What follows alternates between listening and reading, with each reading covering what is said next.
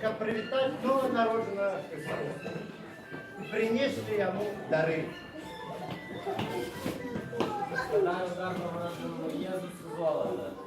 Подарунок для короля, символ віри, величия і уваги. І нас Бог відкіп надержав, приносить Єзусу золото нашого сімейного життя, золото наших добрих вчинків, постанов і жадання просить за Єзусом за все. Приношу дар Иисусу Христу кадила. Это символ наших молитв, наших семейных молитв, зустріч, реколекцій, семейного вяночка.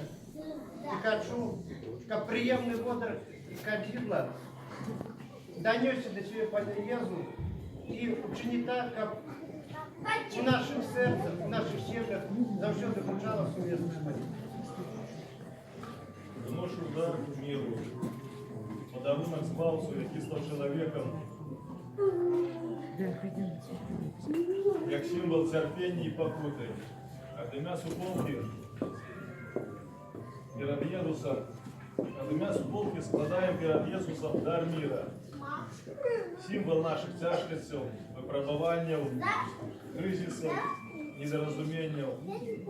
Прошу, щоб ласка Пана Ісуса наполнила наше сердце и наши семьи даром верности, супокоя, єднання и пробачения.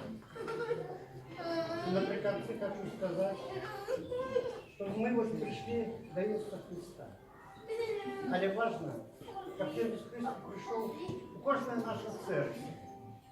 И тогда мы соправды видимся.